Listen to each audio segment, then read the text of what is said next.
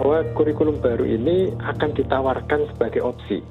Jadi bukan kewajiban, sifatnya tidak wajib, sekolah tidak akan dipaksa secara massal untuk mengganti kurikulum. Ini bagian dari paradigma Merdeka Belajar kita percaya bahwa sekolah perlu diberi keleluasaan termasuk dalam memilih kurikulum yang paling relevan, paling cocok bagi kebutuhan dan konteks sekolah masing-masing. Jadi adopsi kurikulumnya nanti itu terjadi secara organik, tidak dipaksakan dari pusat harus mengganti dengan kurikulum yang baru. Oke. Nah, tadi kalau ditanya tentang targetnya, ini pertanyaan yang bagus sekali karena setiap kebijakan itu desainnya harus mengikuti tujuannya. Nah, kebijakan tentang kurikulum tujuannya adalah untuk mendorong perbaikan kualitas proses dan hasil belajar. Ini yang utama.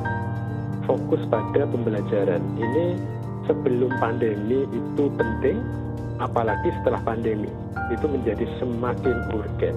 Karena pandemi kita tahu sudah mendisrupsi pendidikan, mengakibatkan banyak anak-anak kehilangan kesempatan belajar, learning loss. Karena itu sejak tahun 2020 Agustus tadi disebutkan juga, kita sudah menawarkan kurikulum darurat sebagai opsi yang lebih sederhana dan cocok untuk situasi pandemi supaya guru bisa fokus pada materi esensial. Nah itu nanti mungkin bisa dieksplorasi lagi ya.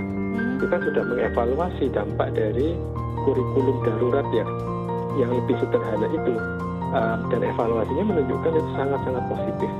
Guru bisa tidak kejar tayang, guru bisa lebih fokus pada materi yang esensial, bisa lebih banyak dialog, memberi umpan balik yang bermakna, dan hasil belajar anak-anaknya itu jauh lebih tinggi daripada sekolah-sekolah yang tetap menggunakan kurikulum 2013 secara penuh. Realitasnya pendidikan kita sangat senjang.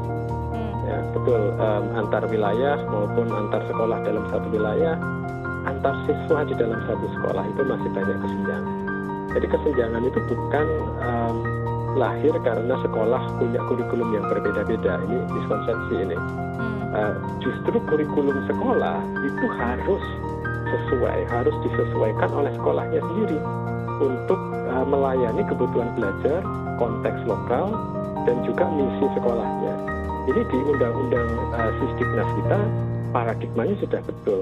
Pemerintah seharusnya hanya menetapkan kerangka dasar saja, struktur dasarnya saja. Itu kemudian harus diolah lagi, diadaptasi lagi, dikontekstualisasi oleh masing-masing sekolah. Nah, poin terakhir terkait dengan ini adalah bahwa kita tetap memiliki standar pendidikan yang sama seluruh Indonesia. Jadi meskipun kurikulumnya itu bisa bervariasi antar sekolah, tapi tetap standar kompetensi yang ingin dihasilkan seragam. Semua kurikulum yang ada mengacu pada standar pendidikan yang sama. Jadi ada benang merahnya, terlepas dari kurikulum apa yang digunakan oleh sekolah.